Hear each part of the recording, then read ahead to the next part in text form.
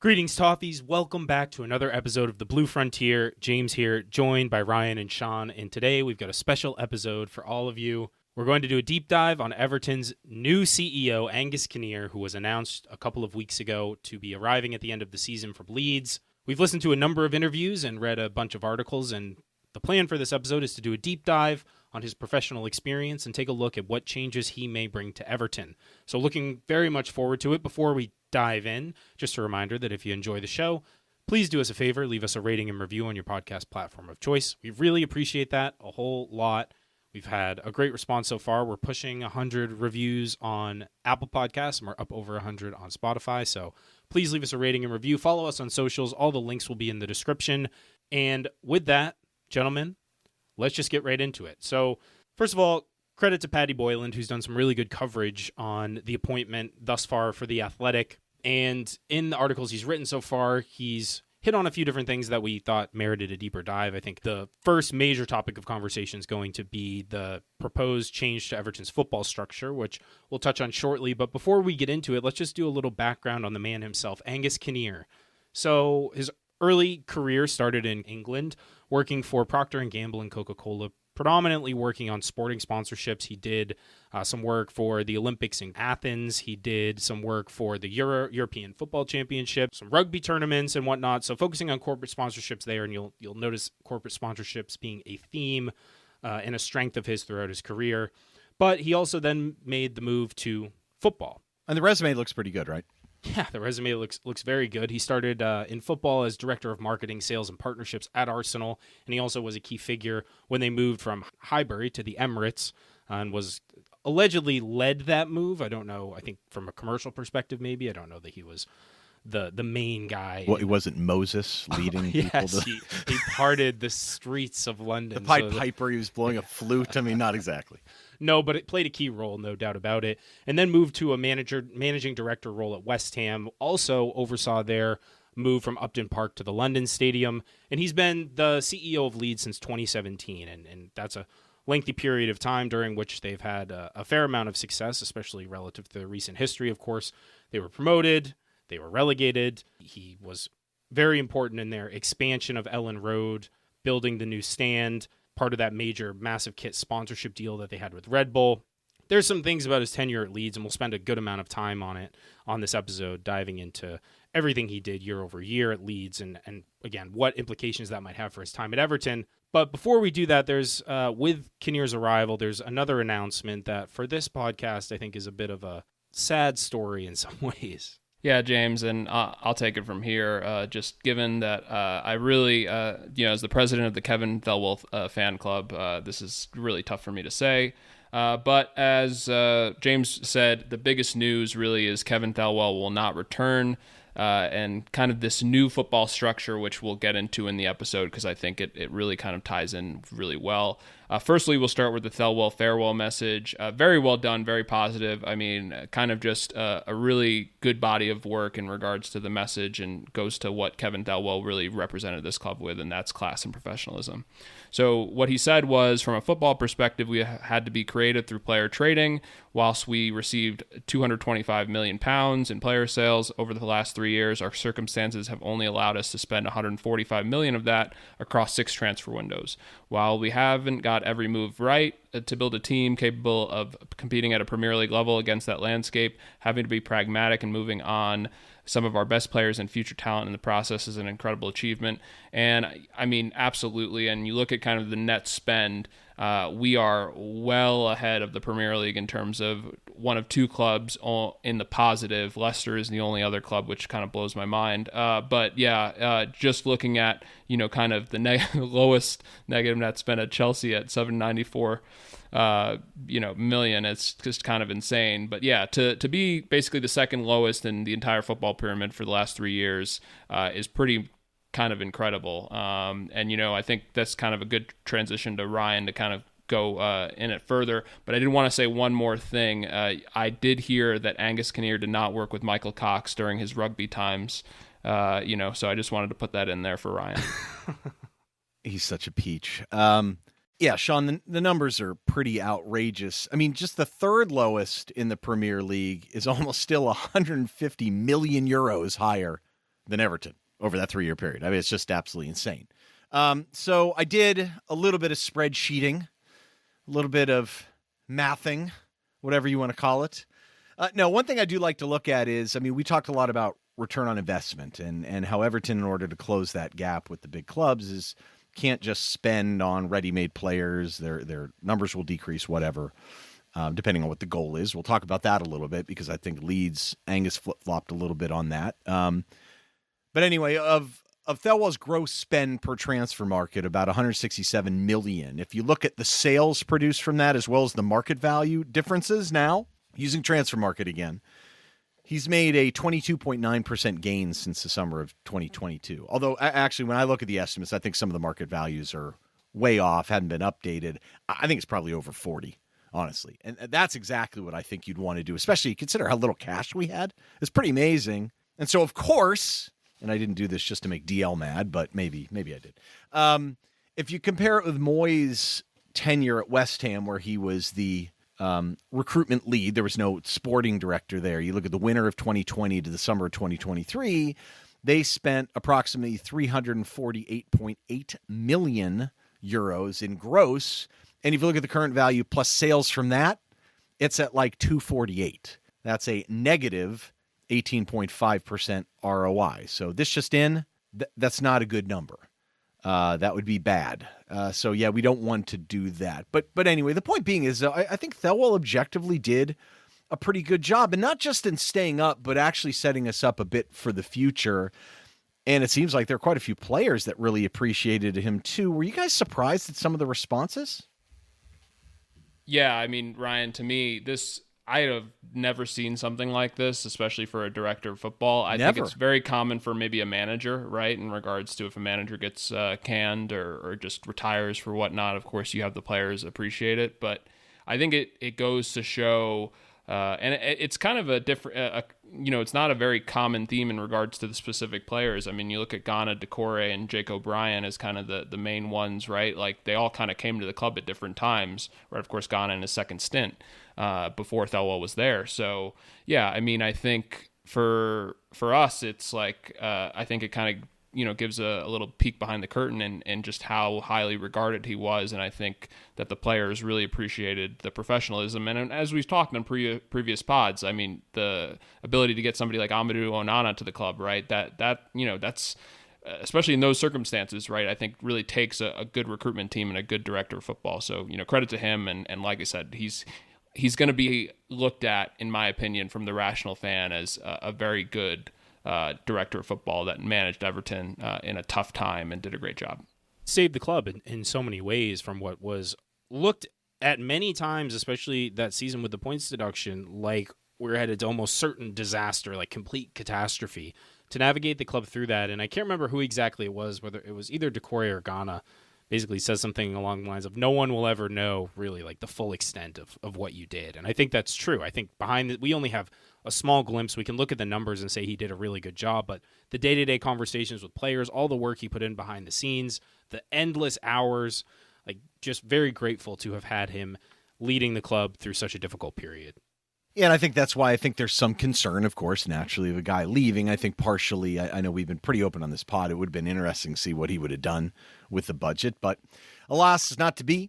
And I think with some of the thoughts around the flatter structure, and we'll get to that in a second, what that means, I think that it's really important to have a strong CEO in this case if they're going to focus more on the football. And yeah, just getting back to Paddy's article a little bit too, there's some concerns, I guess, or thoughts around Kinnear. I mean, the bottom line is he if you think about the flat football structure, we'll get into in a second, if you're dealing with someone to kind of balance some of the authority that a manager might have, and David Moyes, who's an experienced head, you're going to need a pretty strong CEO, I think, if they're going to spend that much more time in the football. And I think some concerns are that he's not going to start until June 1st, and we have a lot of business we need to do. And I think there's some concerns that maybe he wasn't first choice, but some of the names Paddy listed in here, like Paul Barber is not going to leave Brighton. I mean, he's in a perfect situation. I mean, would Vinay leave Arsenal? McIntosh seemed like it was a possibility from Fulham, but maybe he wasn't first choice. I mean, wouldn't you rather have him before June 1st, and then Leeds wanted to wait to name someone else? I don't know. I find it a little curious. Well, I think Paddy made clear in the article that Everton did, and the Friedkin Group wanted him to start earlier, but because he's currently in a role, it wasn't something that was totally feasible. And I don't know how much start date, would you go with one candidate just because they can start earlier than another? I don't think that necessarily plays a role, but can't be understated. We'll say it a million more times before the summer. There's a big summer ahead, and there's a lot of prep work that needs to go in ahead of that. And to what extent is Kinnear even going to be able to be involved, if at all, before the start of June? I mean, that seems really late to be getting on board and start your acclimatization to the team, to the club. And in theory, a new structure. So if you look at the article, Paddy mentioned that he wants to kind of mirror Leeds' footballing setup, and we're gonna get into this in a second. But the idea is operating without a director of football. Instead, they're employing like a head of strategy, head of operations and trading. These are all three different people that report to Kinnear, and they're probably going to be new people, I suppose. There's a head negotiator, it looks like. That's Nick Hammond out there. So the point is, if these appointments are going to be made, they said before the end of the season, I don't know how it's going to work. And they're going to have a seat at the table, a part of this new transfer committee, which will involve 4 or 5 figures, including the recruitment department feeding in. So I don't know exactly what that's going to work. I mean, is Dan Purdy going to stay as the head of recruitment and just be part of the committee? I don't know, but it seems to me if part of this is that Kinnear is a lot more involved in the football. I mean, Paddy mentioned that he's not expected to feed in on targets himself, but he gets in these interviews and talks a lot about it. He does have a UEFA C license. He's talked about being a Luton Town season ticket holder or whatnot. I mean, I think he got a license while he was studying the academy at Leeds, which is kind of interesting. But anyway, I think getting to really the meat of what we wanted to talk about, that's kind of all background, and I think some of this is surprising. But what's nice is that he's been very transparent in his time at Leeds, which I think is something that's badly needed. In fact, you had to pick like one thing I would like a head executive to show at Everton. It would be, I mean, you can't be the people's club and act like Bill and Farhad did, right? Yeah, and I get that it's been difficult to, when you don't, and he even says this in some of the interviews Kinnear does, when things aren't going so well, it's a lot harder to be forthcoming because you're just going to get destroyed for the performances on the pitch or what have you. But it's desperately needed. I think the leadership at the club needs to connect back with the fan base, rebuild that relationship, rebuild that trust, because it just hasn't been there for so many years now, coinciding with our disastrous years of performance. So yeah, it is. So the transparency is refreshing, but the format it comes through is kind of interesting. So he does these series of interviews with the square ball guys. I don't know them very well, but they seem reasonable humans. They ask very good questions, and it was collegial. I mean, I think they have relationships there, which is nice, but I mean, it's pretty impressive. I mean, it's all no holds barred. I mean, they asked everything, and I think some of the detail he went into, I think, and we'll talk about that, is even questionable at times. But so one of the things we want to home on, we're just going to pick some pieces out of these interviews and maybe talk about them a little bit as they relate to Everton. And I think the structure is really interesting. His comment that the director of football is quite a new role in football. He didn't work with one at Arsenal or West Ham. Leeds was the first time. Boy, that's quite English, isn't it? A little bit, but it is, I mean, in the history of football, it's a relatively recent development. And I think, to your point, in England in particular. Yeah. I mean, come on, it's been standard for decades most places. But anyway, so his comment on it is the breadth of skills you need is tremendous. Have to know players, scouting, player negotiations, which is a different skill set than football knowledge. And then you have kind of the whole operational side as well. And you have football administration for just contracts being properly approved. And, that's a lot for a director of football to do. And I think his issue is that maybe some specialization is better. I think he's totally missing the point here, guys. And I have a little bit of problem with this logic. I almost feel like he's justifying the structure on the back end. I mean, he's a CEO. He oversees everything as well. And no one's like, the director of football is just setting more vision and strategy. You always are going to have people working for you that does this stuff. I mean, just because you sit over the first team doesn't mean you're picking tactics either. Is he missing the point, or is there some point here to be made? Well, I think, Ryan, it goes to, to his point, His first time working with the director of football of Leeds, and the director of football is Victor Orta, right? So it's just like, if your first experience, and of course we'll get into kind of that, later in the episode. Very not English. Yes, very not English, and I think a very kind of explosive character in many ways. But at the same time, right, it's just that person, right, I think was given a bit too much responsibility. And I think there are different ways you can kind of define that position, right? And it kind of goes into the broader structure of what he's talking about in regards to, I think, maybe not putting so much on that one individual, but at the same time, right, axing that individual completely might not be the best strategy either. Yeah, so let's break that down a little bit, because, I mean, you can have whatever structure you want to some extent. To me, I think what's more important is the strategy behind it. And recruitment just matters. Like, that's how we get the players better on the pitch, and we know a lot of it's going to happen.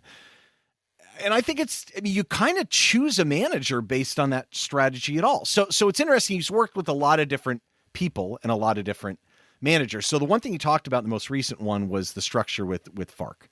And he said he won't work with the director of football. So they had to get players that support him. So you think they brought in Grader Stenson, who, interesting, worked under Brands at Everton. Who, very interesting. The he's an absolute peach of a guy, but I know so many people that dealt with him that said he's like the most difficult person ever. But he was the bulldog to Marcel. So that was kind of the idea. Very interesting.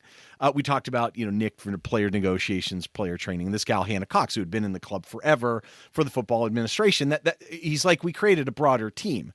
Well, that team would exist anyway. That's what I have a problem with. But I do like his little comments here and how he discussed about recruitment discussions and tension, right? I don't think he's way off here. Yeah, I thought this was one of the more illuminating quotes in the interviews that I watched. And he says, direct quote, "In recruitment discussions, there's always tension, and I think there should be tension. I think it's healthy. There's tension between the data team and the scouting team and the coaching staff and the manager and the ownership. And in regard to his time at Leeds, there were no players that everybody wasn't fully aligned on before we secured them. The process was much more collaborative than it had been historically. Everybody had a say. Daniel and the recruitment team knew that the board supported us pretty much unconditionally." So I think, to your point, Ryan, by removing the director of football, you're essentially just having all of the people that would have reported to the director of football report to the CEO. So and making decisions as part of a formal committee rather than... I kind of want to know how that works out, though, right? I mean, but I think the way he describes it, James, to your point, it's a direct response to Victor Orta, to Sean's point, kind of the situation. I mean, the guys in the square ball asked. He said, "Was Victor a single point of failure?" And I mean, he basically said, "Yeah." I mean, he had a huge amount of responsibility, and I think he did acknowledge it's how a lot of clubs operate in certain areas. But he just thought a flatter structure displaces the risk across a number of specialists. My concern is that it doesn't displace the specialists. They're going to exist. It's about the risk because it's driven by one guy. Now my problem with that is that kind of depends on the people involved. I mean, Marcelo Bielsa was very open, and Angus talked about it extensively, especially in some of the older pods, that he was not going to accept certain players. I think we heard Sean Dyche say very similar things as well. Now, I think the question is, would David Moyes? I mean, and some guy like Carlo Ancelotti, for example, never really worked. I mean, only at Everton did he have a lot of authority in recruitment, and he was fine with it, So maybe it's an individual. I think he also blamed Vic a little bit on bringing in Jesse Marsh to an extent. I mean, it was all centering on one guy. He had too much control, maybe, and that's why they looked at other structures. But my concern is that, are you really displacing risk? I mean, if you have powerful personalities, so just a little sidebar here. So Ian Graham was the super data guy for Liverpool for years. I was listening to his book, How to Win the Premier League, the inside story of football data revolution. So credits, an interesting book. And they had a transfer committee. And so they displaced risk. But the funny part was the recruitment under Brendan Rodgers was terrible. Why? Because he, in first interview, said he wouldn't work under a director of football. And he had a very strong personality within that committee. So the committee went sideways. And I think we saw what Brendan Rodgers did at Leicester. So, and then when Klopp showed up, it was much better. So to me, I mean, I guess the question is, how does David Moyes function in there? I mean, by all accounts, he's a swell guy. I think he's a gentleman. He's not a jerk or anything. But like when you see a guy turn down a transfer at 20 million euros for Nuama in January, I mean, that's a deal he pulled back that the guys had done for him. I mean, is that illustrative of how he wants to operate in a transfer committee, or is that an anomaly? I mean, I don't know. I mean, you guys concerned about the authority he might have in a transfer committee looking at not the players, not that he's a bad player eval. It's got nothing to do with that. It's the strategy. Because if you look at the strategy West Ham took, it was more short-term oriented, as most managers would be, right? Don't they all want to win now? I mean, wouldn't you say there's some risk there for that? Well, I think it depends, Ryan, right? And unfortunately, that's going to be the answer to a lot of questions in terms of the summer. But who are we going to hire for those positions, right? Because you have to think from a personality situation, right? How all those people will collaborate and whatnot. And I think my second question is this going to be a situation where Angus makes the final decision on these? You know, he gets the input from essentially 5 individuals, or is it going to be a majority decision, right? Where it's just they essentially kind of come to some sort of consensus. So I think a lot's up in the air.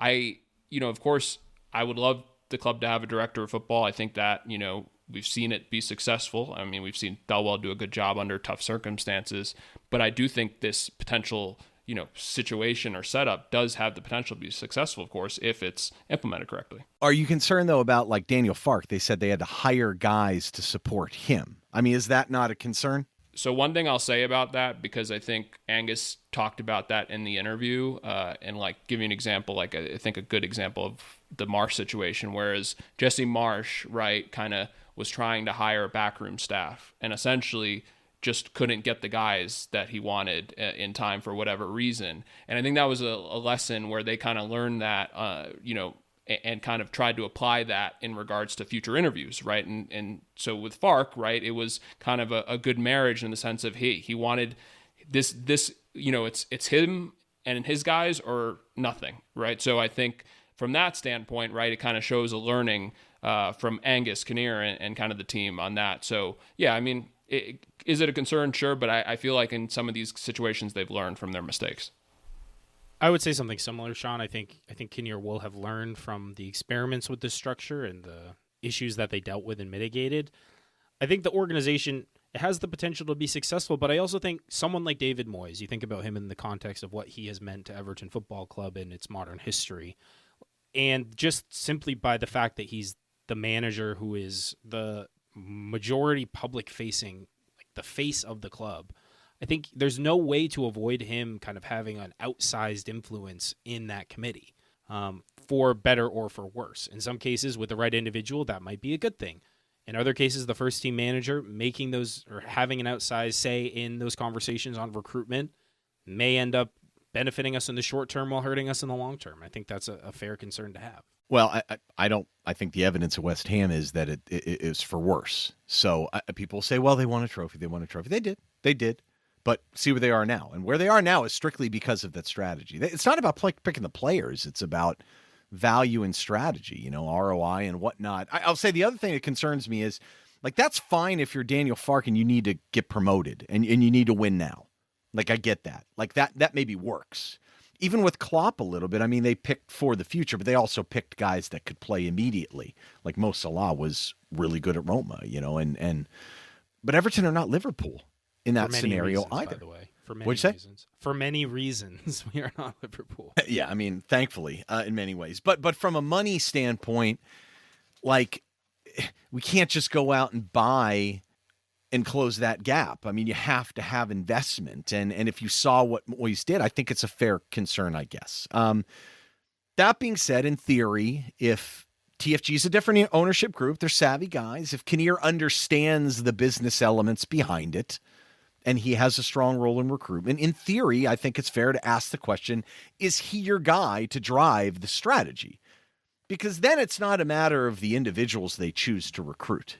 It's the strategy behind it and the profile. Within the profile, they can pick the right player. That because we saw Leeds maybe pick certain strategies and just didn't pick the right player. But anyway, so a little bit of background on Leeds and kind of what happened there. I don't know if you guys want to kind of just skim through this sucker really quick so we have it, because without the story, it's kind of hard to place some of the things that he was saying. Yeah, so I'll just run through it really quick. I mean, so when he took over in 2017, his first season, they finished 13th in the championship. They spent about a net spend of about 11 million euros, and that was at the end of that season was when they hired Bielsa. The following year, 18-19, they finished third in the championship. They lost in the playoff semis to Derby County, but only spent about a little under 4 million euros. The following year, they spent about 30, and they won the championship and, of course, won promotion. That takes us to their first Premier League year where they splashed the cash. They had a net spend of minus 127.8 million, so they spent over 100 million, almost 130 million, and they finished ninth. And this was where, as we get into the timeline in the background, perhaps things started to go off the rails a little bit, because the following year they spent about 60 million more on top of that, but they finished 17th. This was the year when they sacked Bielsa in February. They hired Jesse Marsch, who managed to get them to avoid relegation by just 3 points. And then they recruited for Marsch the following summer.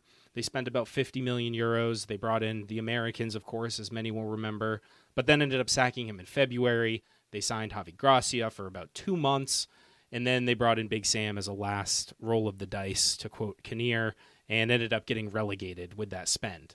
And so the thing at that point, they had to do some soul searching. Back in the championship, they brought in Farka. Of course, failed to then get promoted, which was a huge blow to them. Did well, though. I mean, they did fine. Yeah, they did okay, but the goal was to get promoted, as Kinnear alludes to. And binary. Yes, it's a binary thing. They wanted to get right back. They didn't. And they only spent about 2 million, and the loss of broadcast revenue was a real killer for them. They had to shed wages left and right. They had to sell a ton of players. And then in 2020, and then the following summer, of course, after failing to get promoted, they just went on a selling spree. They had a net spend of minus 129.5 million. So they hardly brought in anyone and sold a ton of value in their squad. They're doing pretty well. I mean, in yeah. his defense, right? I mean, they're top of the table or tied. For sure. And so the cool part is, I mean, he does these pods after every season in incredible detail after the window. And so what we try to do is pick out kind of some of the big themes in here and have a bit of a conversation here on the pod like we tend to do. So a couple summaries. I would say just the first impressions, at least that I had of him, that, I mean, he seems very knowledgeable. Almost every decision he at least had on the surface, it seemed like a very logical explanation. And I think there's some balance there too. Like there's some confidence and salesmanship that almost makes him seem like a CEO, but there's some humility there and some softness, I guess, for lack of a better term. I mean, like the stuff about Archie Gray and they don't want to sell him, and then balance with PSR, like on the other hand. So you can see him switch back and forth. He seems like a very smart and a very capable guy. I think some of the football analysis where goals come from and stuff's a little naive at times. But again, I mean, it's hard to tell sometimes what he's catering to the audience and what he's not.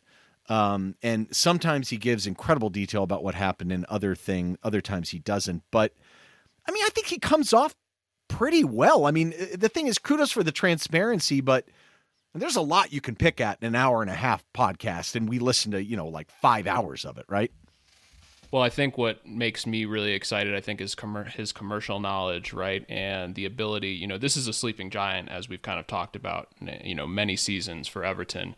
And just kind of, small detail of the Red Bull sponsorship that they've had, of just, of course, the money that they got from it, from what he says is pretty lucrative to the club. But then also, too, making sure that, of course, Red Bull and what they've done with prior clubs, of course, the New York Red Bulls, as I know very well, and Leipzig and things like that, but not changing the name, right? Of course, that was Leeds kind of supporters' biggest fear when Red Bull came in. And he said, I would be gone from the club if, I would never let that happen, right? And that was just kind of the 49ers thought process as well. So I think from a commercial perspective, right, I have full confidence in him and just kind of his knowledge, his expertise, as well as kind of working with the Friedkins on that strategy. But I think overall, Ryan, just his overall knowledge of just kind of all operations, right? Like it just seems like he had a good read.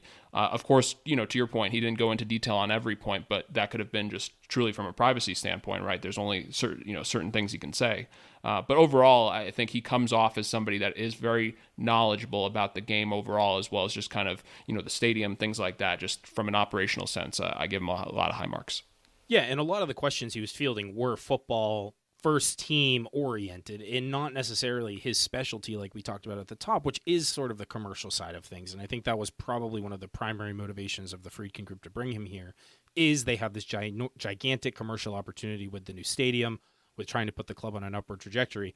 But again, to both of your points, the fact that he's even doing this interview in the first place says a lot about him and his willingness to engage with the fan base. And he clearly was being very genuine and thoughtful in how he answered the questions. So it came across very well and authentic, I thought. Yeah, I think so too. And look, some of the things we're not going to hit because I don't think it really matters to us, like the exit clause discussion. But I think he did it very well, because that's one thing that the fans have been all over him about. And he accepted responsibility for things for the fan, and they would be mad. The PSR conversation. So this one I like. This one gets a little saucy. So he agrees fundamentally that it's broken, but it was very interesting. He's in favor of an independent regulator, but absolutely not the government. And they pushed him on this, and he said, well, hold up. The fans stopped the Super League, man. Where was the government there? I mean, did the government stop the Saudis' entry into football? Of course not. So I thought that was really interesting. And he was, it's funny, he could be forceful at times and not, and he doesn't do it in a total jerky way, but I mean, he flat out calls out the top 6 clubs, by the way, on this one. Does he not?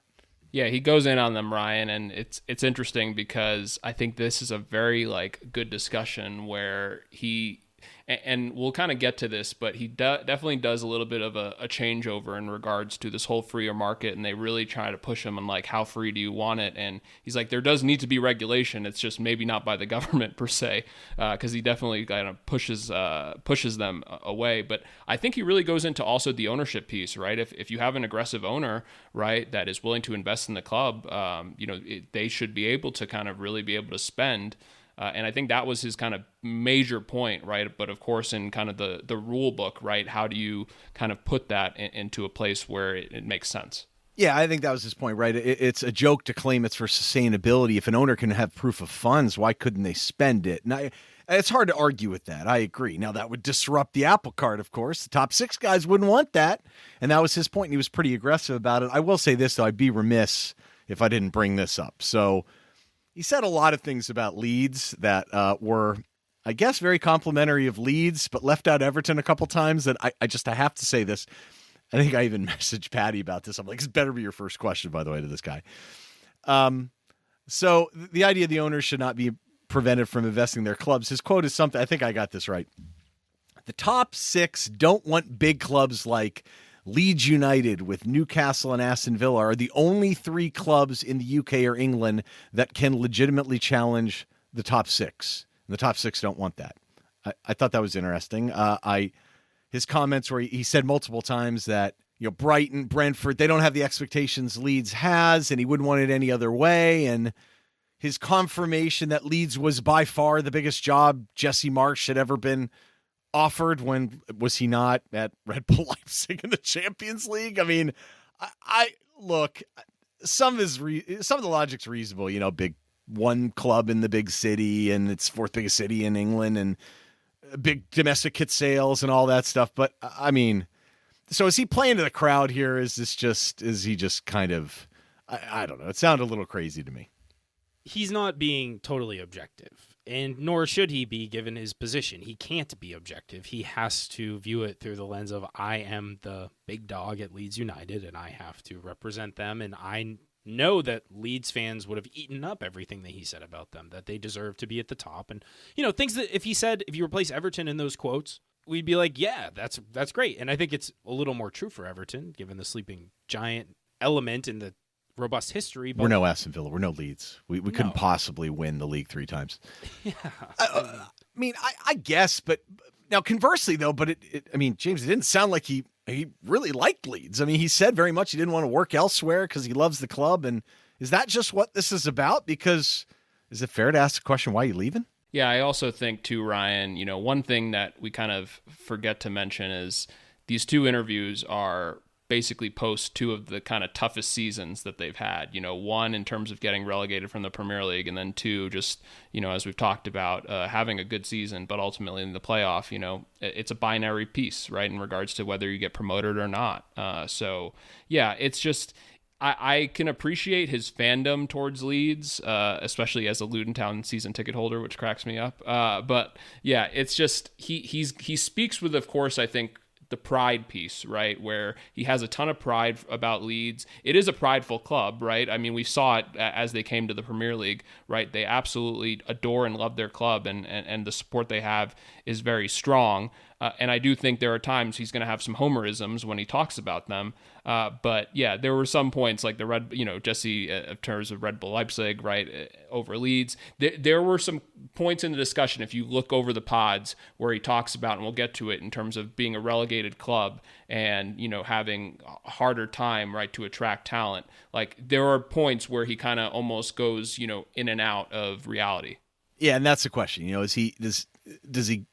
Is there some naivete there or not? I mean, he's worked predominantly in England, so maybe that's it could be a bad thing. I don't know. By and large, he does come across pretty well. I guess before we kind of get back into that, and I will say this, I encourage people to go listen to the Square Ball pods too, because I listened to the one 3 years ago as well too, and just they're all interesting. They all kind of have their own different tone, and I think he does very well. So it is enlightening. And the one thing he's incredibly open about is players and trading. I mean, almost to a point of detriment, him calling out Tyler Adams and Sinisterra was as kind of being unprofessional and stuff. I mean, this was pretty saying their agents we wouldn't send them Christmas cards. And I mean, Adams is YMU. Not that we're going to buy Evan Ferguson, but Sinisterra's a Wasserman guy. So I think he may have this. I don't know if he's the same agent as DCL, but like, bunch of managers. I think Brendan Aronson, Somerville, Washington guys too. Interesting. And some of the manager discussions, I mean, the whole Areola slot thing, that was really open, I think. Yeah, and Ryan, I think just kind of diving a little bit deeper into the player discussion, I think Angus's biggest point was just having a sense of professionalism, right? There's no question or there's no issue if you want to leave, right? In regards to, because there have been players that he talked about leaving, which is no issue, but I think it's kind of the rationale of just almost wanting to leave and the way they did it. And I think also too, what hurt with those two players they were often injured players, right? But of course, in terms of Tyler Adams, right, he's a Premier League player. Like, he's one of the best players. Luis Sinisterra, maybe, I think, when he's healthy, he's good, but I can see more of an issue with him on that than Tyler Adams, for say. The manager piece, I think, is the real interesting one. Because, if you look at those three names in terms of Andoni Areola, Arne Slot, and Javi Gracia, of course, nowadays, right, you see, and both, in terms of Areola was Victor Orta's first choice. So he kind of had a good idea in regards to wanting the right guy. Of course, that was when Rayo was doing pretty well, and Rayo wouldn't let him go. Same with Slot. Feyenoord essentially said, yeah, he's not leaving. So they ended up, I don't know, with Javi Gracia, and it was just kind of a situation where it just didn't work out well at all, and he lost the dressing room really quickly. And of course, then hires Big Sam, and I think this is kind of where the interesting part comes in, of where if he can do it all over again, would he? And he kind of, is pretty open about that. Yeah, I'd say he's sick with Big Sam, and I think we'll talk a little about the flip-flopping between strategies, because he blames a lot on risk aversion, and I think it's the right way to look at things. I mean, investment is about risk. It is. And player trading is the same thing. I just think sometimes you listen, you're not sure if he's naive a little bit on certain aspects or not. I think the manager stuff, like, were you going to bully Feyenoord? I think that's a little bit kind of interesting. Some of the things he said, he kind of went back and forth. So I kind of want to explore some of these ideas, whether he thinks naive or not, or whether, what does he know, what does he doesn't. He was talking about how difficult it is, for example, to spend money in the championship, because, you may want a bunch of guys that you can't get anyway, but most of them are under $5 million, and that would still put you up at the top of spenders if you did that. I mean, he talked about players on his target list. I mean, I guess he was surprised, and this is a common theme, that how lower level Premier League clubs would be more interesting than being at a top championship side. I don't know why he found this surprising. Like Gyökeres, Hammer, Cameron Archer, for example. Like, those guys were not going to sign for a championship club if they could. And he makes this comment, it's depressing to lose players to Bournemouth or Sheffield United. Is this naive? I do view these comments in particular as... I mean, he said he was really surprised, James. And Is this that surprising? So I do think he's being authentic, but I think he's also viewing it of like, you're a Leeds fan. You think players are going to want to come play for Leeds regardless of what league they're in because it's an attractive destination.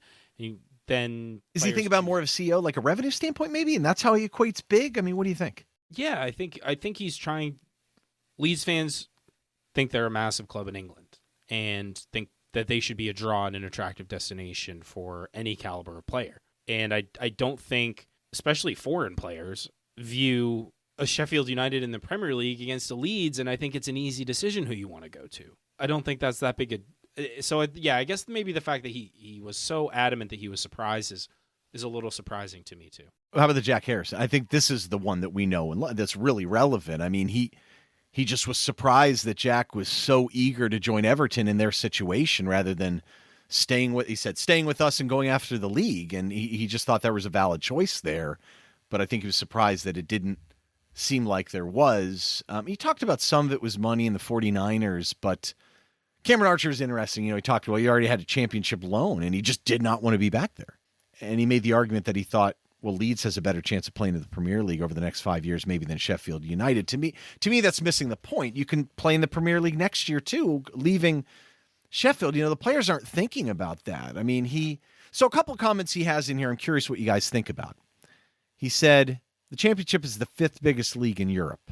Second-tier leagues in Europe are rubbish, but that it's better playing than League One in France. He thinks it would be great for them, rip it up. Even internationals wouldn't hurt their careers at all. I mean, it wouldn't hurt Tyler Adams' career?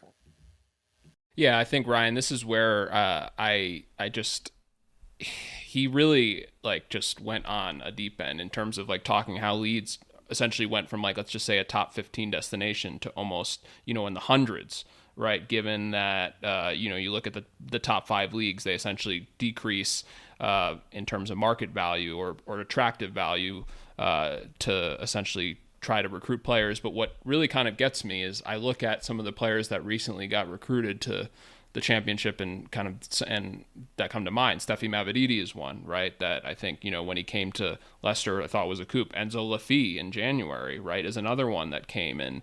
And I think also too, I even look at Leeds when I think about it. Of course, I know he did this interview in jest, but they have signed good players, right? That I think kind of almost put this to, and of course, I think he's just saying it is a challenge, but I don't think there's as much merit as he's putting on in regards to that it's so difficult to kind of create this team. But I do agree, or I do disagree in the sense that there are in terms of international values of these players, right? They do decrease when you go to the championship. Yeah, there's no question. That shouldn't have been surprising. I think, he mentioned he thought there would be a bigger emotional bond, fair. But he also said that he didn't think any of them viewed Leeds necessarily as a stepping stone to go play for some of these teams, like Wober went back to BMG or Aronson went on loan to Union Berlin and Roca to Betis, Jack to Everton. I don't disagree with that. I mean, I think it's a championship versus the big leagues. So I get that, that I get. But to your point, on certain times, Shan, he said that recruitment was really good. And, 2 people, 2 deep on Fark's team now, could play for any other team in the championship. And I agree with him. I think they did pretty well from a recruitment standpoint if you look at it. But I think the really interesting part is when he started talking about risk. And, he had to answer the pod basically on how they went back down and what they did right and what they didn't do. And I think the quote that why matters for us is kind of where it went wrong, because I'm thinking about Everton's strategy. So the idea that he felt like they took bigger risks in recruitment because they wanted to kind of fast track to Europe and we should have prioritized Premier League survival. And he points to some very strange examples, I must say. He pointed to the example of Brighton grinding it out for 3 years at the low end. And I mean, that's fine, but I don't know if that helped them be aggressive later. Maybe it did.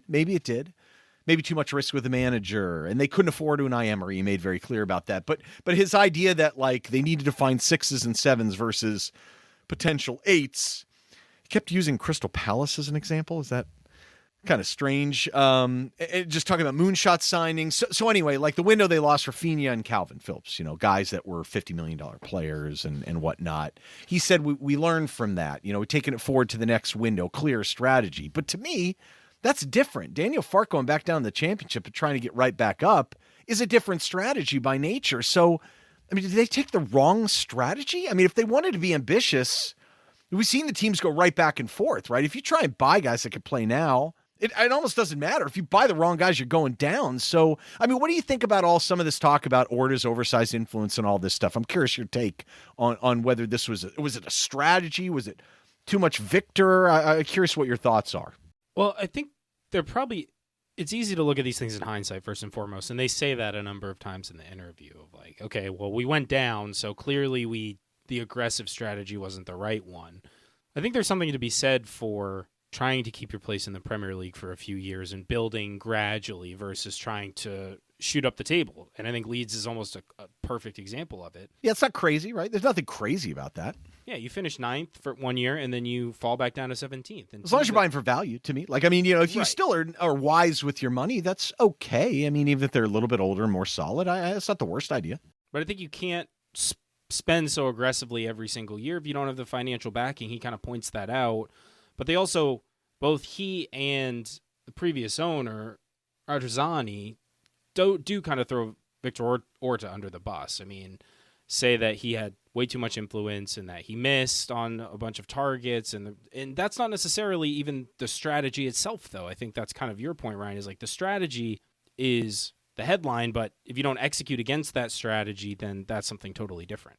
Right, and a couple of different examples of that. Yeah, that is kind of a little bit my point. And I like Vic, too. I respect him. I think he's done a good job in many other places. I think they got this window wrong. I think they had a lot of forces working against them, too, at least in a little bit of the defense. But like Brendan Aronson is a player I loved in MLS. I thought he would be good. I thought he could make Europe. 30 million euros for him? He was good at Salzburg. I wouldn't say great, and certainly I think maybe need an interim step, but like to me, that's just a bad deal. Look at the comparable deals here. Could they have gotten Morgan Gibbs-White? He went for about the same amount. Valencia got Kluivert on loan. Leeds is the big attraction, right? He should have no problem doing that. And Cizo is already a young guy, but a proven goal scorer. That seems like they needed goals. Damsgaard went for 15 million. So is this like Sinister? I get that. He was playing in a decent league and he's talented. Tyler Adams, great move. No doubt. You're risking that he's going to get injured, though. Willie, our man Willie. By the way, it sounds like he loves Willie, by the way, in all of these conversations. But for $4.5 million, that's a good young player risk, right? But yeah, they're in December and they need to stay up, and they go to look for a striker. And really? Yeah, I think to your point, Ryan, they like Willie also too, and just kind of another tidbit on the pod that he speaks really highly of Willie Gnonto versus Tyler Adams and Luis Sinisterra in regards to that situation with the agents was kind of overblown with Willie Gnonto, and they kind of resolved it pretty quickly. Of course, at face value, that didn't seem to be the case. In regards to the window, Georgino Ruterin, I remember saying this when they signed him. I did not get that at all. Right? Just simply because why would you, first off, splash that amount of money on one player when, you had multiple needs at the time, and a player that's kind of really raw, right? In terms of a project, of course, can be a really good player. And I think you're seeing it right now at Brighton, right? Just kind of some of the tools and talents that he has. But yeah, you look at kind of just the amount of money they spent on one player, and it kind of just baffles you to say, okay, you're kind of relying on this young kid to save you. And it's not value either. I understand buying a young player, but buying a young player for $4.5 million is one thing. Buying Brendan Aronson for $30 million, buying Reuter for $40 million in a player that needs to contribute right away doesn't make sense. I'm not saying I would have, brought in Yuri Alberto. His agent was pushing him to everywhere. Jean Duran, by the way, went for much less than that. Danny Ings went to West Ham. Sorry, that was a terrible move. Onachu to Southampton. It's all 6'7" of them.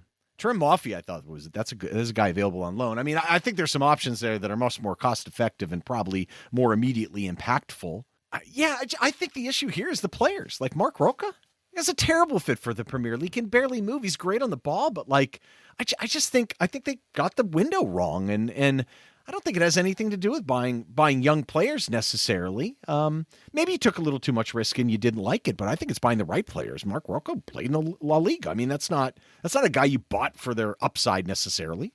But to that end, I think that's almost justifies their criticism of Orta in that if he's the one making the call on all these guys and he completely whiffed on them, then that is the risk that they describe of giving a singular figure outsized influence. That is the downside of that. And that's what I think in some ways he's trying to mitigate by dispersing that responsibility across a larger group. And maybe that, that might, in theory, that lessens the influence that singular person can have. Yes, but the counter I still say is Marcelo Bielsa had tremendous power here too. I mean, I think that's what's missed here. You could say it was all up to Vic. Not really. I mean, Bielsa, well, the other thing that's really weird is they talked about, and Marcelo Bielsa said this, he's like, I got about a 2-year window on my teams. Like, I have to turn over the whole team basically after 2 years. And because it's just, there's a date of expiry the way I manage, and I don't doubt it. And guys are getting hurt too at this point. I mean, injuries was really a big contributor. I would argue that Vic Orta's desire to stick with Jesse Marsch was probably the right call. I don't think they made the right call by moving over from the coaches that they did. One thing I didn't like, though, that Angus, and he may have been right objectively in it, but I think he maybe just came across as insensitive. The idea that Radziani, had he sold the club earlier to the 49ers, maybe they could have done more of that. I think the good thing the pod guys asked, though, he said, well, look, wait, hold on. So Leeds can't do it with lower revenues, but Brentford or Brighton can? And so I like this because this was his foray into data, and I think a lot of people want us to operate like a modern club and use data and, yada, yada. I like kind of his take on this. I haven't heard a lot of CEOs talk about it like this, the idea that Brentford or Brighton came from the same industry and game and recruitment model from data, but like it's more of a competitive advantage for them, and kind of made a commentary on how data is used to analyze football is not that great, and how Man City and Liverpool are recruiting data scientists from Google and NASA, and they didn't have that capability in the championships and stuff, but like data's not a silver bullet, but needs to be used better. I mean, I don't think he's wrong about that. I would think Evertonians, most of us want to hear that, right? Yeah, I mean, to your point, Ryan, like I think that was actually a really good point of discussion, and he really just kind of, he loves talking about Brentford and Brighton, but of course, in that regard, I think he kind of really did well. I think to the Everton point of view of just, we've kind of really talked about trying to use those resources, use data analytics, right? Have kind of that as part of the decision making. And of course, he said at Leeds that they did, right? But in terms of the resources available that they had, almost equated to, Leeds using the old version of Microsoft Excel and Brentford and Brighton just having the kind of supercharged version. Right. So, yeah, but it kind of gets me going in regards to the Everton point of view of, I think this being a point of kind of emphasis in regards to having kind of the highest resources allocated to this department. Yeah, and I think it's savvy of him to identify that Brighton and Brentford are different. They have their own data. This isn't just generic data that everyone uses it, and those of us that's been operating in recruitment for a while know that. And it just seemed like he was current, and he had appreciated the idea of competitive advantage and spoke intelligently like a business professional talks, and I think that was encouraging. So all right, we've gone through a lot of topics here.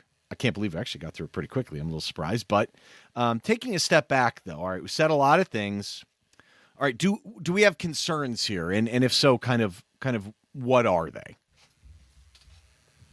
The start date's a concern for me, I think, firstly. I've been very adamant on the pod about we don't have a lot of time.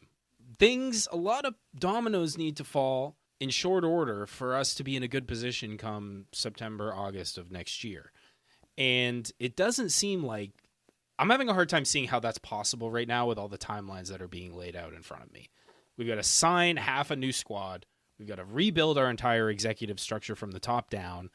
And we've got to be ready to compete. We have the coach, we have the first team stuff in place, but there's so much changing in the interim.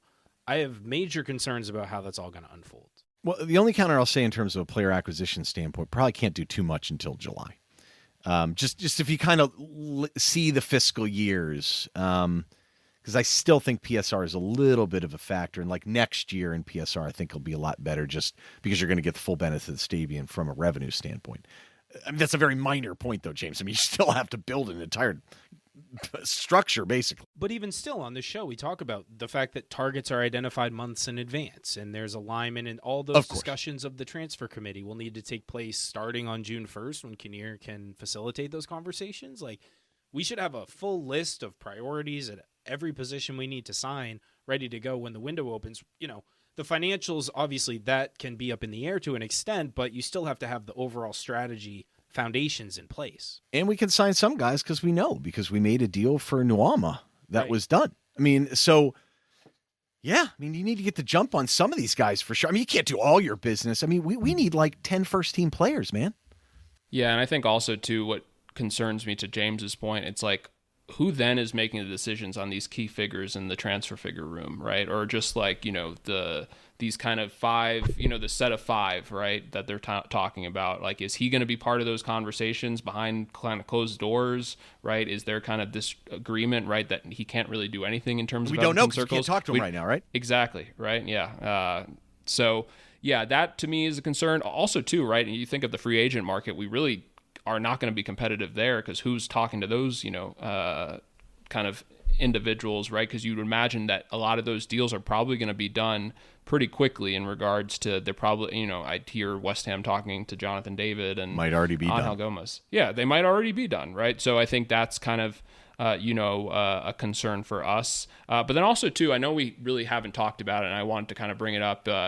You know, was he kind of pushed out, right? Or what? You know, he's kind of the last of the old guard when you look at Leeds. And I just kind of went down a little bit of a rabbit hole in regards to the feedback that Leeds fans had about him.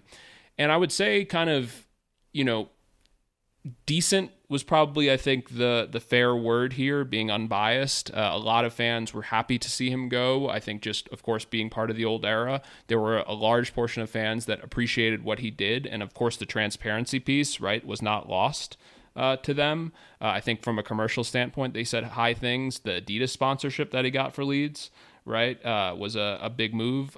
So, you know, and also the stadium pieces, right, and kind of what he's trying to do to enhance them. But, you know, not everybody was heartbroken to see him leave. And, of course, that's kind of tough when you think about it from an individual coming to us, right? If the fan base, the outgoing fan base really isn't that, you know, kind of miffed about it. My only counterpoint to that is I've seen plenty of people not at all sad to see Kevin Thelwell leaving. And I think that's totally off base. So great you have point. to weigh that to a certain point. But I think the crux of your point holds, Sean. So question, before we kind of get into some of the positives, and we'll talk about the commercial and the football. I think those are the two big areas that you want this guy to come in and immediately make an impact because we've been bad in commercial and we need a lot done in football. What do you think in personality-wise? It's hard to tell in a pod, but does he seem like an Everton guy to you? I don't know what that means exactly, but like I do think there's guys that have just kind of this, I don't know if it's like kind of a humility and a little bit of kind of charisma and just kind of, I don't know what it is, but he seems like the type of guy that would be the English guy that would work with the American owner. For some reason, I don't know why I think that. It just does not strike me necessarily as a guy that, I don't know, I'm having a little bit trouble picturing him kind of leading Everton. I don't know why. And I thought he came across well. He's clearly a capable guy, but am I imagining something? This is me going with my gut here, which I never do. I actually thought the way he spoke about Leeds and listening to hours of him talk about it, in a lot of ways, were ways in which I would hope that an Everton CEO would speak about Everton very positively, with the right amount of respect given to the fan base, whether you can debate how sincere it was. So, right. So I'm real quick. What he said, yes. I don't know. Just the way he delivered it. He just doesn't, I don't know why. I just don't, you know what I'm saying? Am I imagining this? I don't want to pass judgment on the guy too much, but he struck me as someone who'd be very good at facilitating, but not necessarily directing. Yeah, the authority, I think that's what it is, and not meek or anything either. He just, no. Maybe he just didn't have the big personality that you would expect to see as someone kind of leading everything at Everton. And maybe I was just thinking my own personal biases that I want a strong CEO to come in and make sure that the recruitment committee has the right strategy. And maybe that's it. Maybe it could be. I also think I want to rehash this point. He's doing a pod twice in very tough circumstances, right? So it's like 4 or 5 times, really. Yeah, he keeps doing them. I mean, yeah, he keeps doing them, and of course, the last 2 years that we're really kind of taking all these quotes from, right, are in very tough circumstances, right? You kind of lose, you get relegated. He's not a jerk too, Sean. Yeah, and he wasn't a jerk. There's no massive red flags here, I don't think. No. So I only say that because I think we have to kind of, give him a little benefit of the doubt. And of course, too, right, I can't imagine, right, for a CEO to try to be as transparent as you can on kind of a public forum. That's no easy task, right? That being said, right, I think I worry about, right, like, is he kind of, let's just say, putting on an act a little bit, right, with how, much he loves Leeds and how prideful he is about Leeds? Is he kind of wearing the company man hat, right, and just kind of just putting that out there? I think you have to do that, though. Like, sure, everyone does that in their professional life to a certain extent. Like, you're not gonna. You have to talk about your company or organization positively. I mean, he seemed to me like someone who would. I think people would really like working for him. I definitely got that impression as well, in that he seems sincere. He seems like he takes other people's points of view into consideration, and that he wants to drive the best outcome. He didn't strike me as like a conceited guy at all. That's like my way or the highway. So in that way, I can understand why he sort of favors this more dispersed or decentralized structure where more people's points of view are heard. Yeah, and he described himself as calm, which is probably a good thing in this, because this is a difficult industry. Emotions run high. And if you think about what he must have been like hanging out with Victor, who's a really excitable, like, kind of, and honestly, Victor's a really nice guy. He's very, like, enthusiastic. It's not, I know you see the pictures of him at the Leeds matches, him like a maniac, but it's mostly positive. I don't think a lot of people have said bad things about him personality-wise, which is nice. And look, I mean, the guy clearly is measured enough and calculated enough to lock down some pretty sick commercial deals. I mean, that's got to be the piece to me that I look at that clearly, I mean, the evidence is there, right? I mean, that kit deal was massive. I think there is a balance. I think he could work pretty well with the Friedkin Group. I think there's going to be some synergies in terms of the American approach to things that won't hurt the club and damage our reputation. It's not like that. And I think that's important too. I mean, he's come from a club where you've got to balance like the substantive aspect of a working class town, and it's an English club. Like, don't forget that. I think that should make people feel a little bit better. I know I'm not English, but I think that's important. I think Everton needs to maintain its identity. It's its strength, its uniqueness. And to me, I think he'll do that, and Shan, to your points when we talked about the Red Bull names and things like that, like, he does get that stuff clearly. So I think that aspect is important. So in many ways, you think about his background, he might be almost the perfect guy for it. What about some of the football discussions, though? And I guess it just depends on what his role's really going to be, right? Well, I think for me, the common theme, and this goes for the Friedkin Group too, can they learn from past mistakes, right? And I think at face value, I can take Angus for his word, because I've seen some situations, right, as I brought up with the whole Jesse Marsch backroom situation and how that didn't work out, and then kind of really looking for the new manager search when they got relegated, of making sure that was kind of buttoned out. And of course, that was a perfect marriage between him and Daniel Farke, because Daniel Farke wouldn't have come, in his words, to the club without his backroom staff. So I do have a feeling that he has tried to learn from his mistakes, as well as my hope is with the Friedkin Group, right? Just because the mistakes they've made at Roma, I look at and I hope that they can take the body of work that, they've seen at Moyes at West Ham, right? And just kind of giving one person that much power, right, to not do that. So it's tough, right? Because, on one hand, of course, we all want a director of football, right? It doesn't seem like it's going to happen in this structure. But I like the idea of having collective minds, if it's truly collective minds and not, let's just say, Moyes 51%, the rest 49%. So yeah, I think but I think overall from him, just talking about him specifically, right, there's a lot to be positive for, and a lot of the weak points of this club, as we've talked about in the last hour or so, the commercial standpoint, the stadium standpoint, right, I trust his, kind of knowledge in this space, to really help the club grow. I also trust him to fully understand kind of his responsibility as CEO, and that is not to get too far in the weeds in any one particular area. Your job is to build out a successful organization. And I think he has a unique opportunity that, he may have had to some extent at Leeds, but to build out and hire good people to do their jobs really well and then let them do their job and provide the oversight and facilitation to make them successful and help them be successful. But I don't foresee him being the guy that needs to make the final call on transfers, for example. It didn't seem like it was all about him when he did these podcasts. Right. He was very much, I believe, in the structure, and I think the organization and the people within that structure is putting them in a position to be successful. And I think that that's exactly, in many ways, what Everton needs right now, because even our foray into the world of the director of football structure, we completely botched that at almost every turn. So regardless, we can have the structure, but if you don't give the right people the right authority to do it in the first place, it's destined to fail. So I think that's what it comes back to. And again, I'm also really excited on the commercial side. That's clearly his strength. I would hope that if there's any area he's more involved, it's on that side of things, and then just gets good recruitment people, data people, a good head coach, which I think, and manager, which I think we have currently, but not for the long term. And I think that that's another big decision that will come in with time. Still concerned about the football, I'll be honest.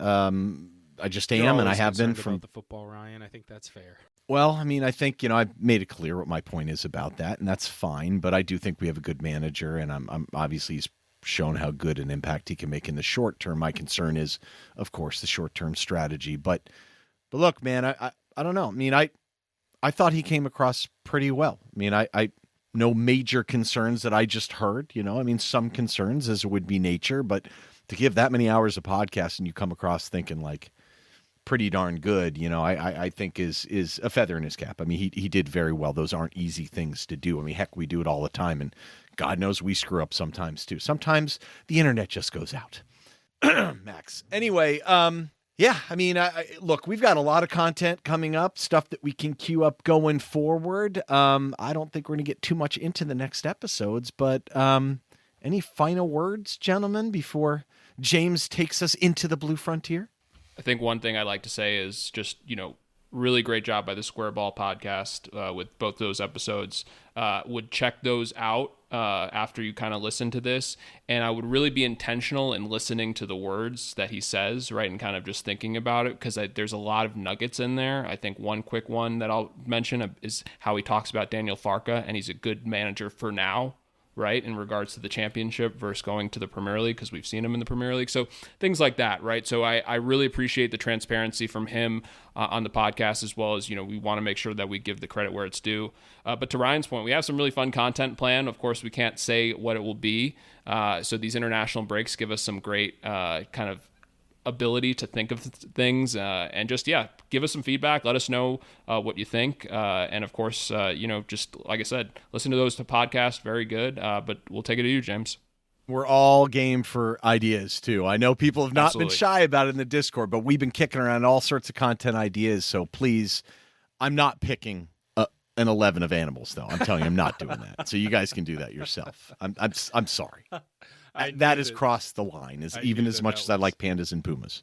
Knew that was going to be a bridge too far for you, Ryan, to experiment with that thought process. But yeah, I mean, after listening to the interviews, I feel reassured with the Friedkin Group's decision. I think they made a good one. We'll judge him on his body of work at Everton. We've certainly judged him on his body of work at Leeds to the best of our ability, and hopefully, if he ever happens to listen to this, he views it as not too far over the line, because we say it all with the utmost respect. But yeah, as the guy said, more to come. We still got this international break feels very long. We've got a while until Everton plays again, so we're going to keep trying to churn out the content for you guys. Hope you enjoyed this one. If you did, let us know. Leave a comment on the episode. Reach out to us on socials. Leave us a rating and review on your podcast platform of choice, which, as always, we do sincerely appreciate. RSVP to Toffee Fest. Come to Toffee Fest. It's going to be a really good time. Shan and I are looking forward to it. Other than that, I think that's all I got for now. Until next time, until we see you, till you hear us again, up the Toffees.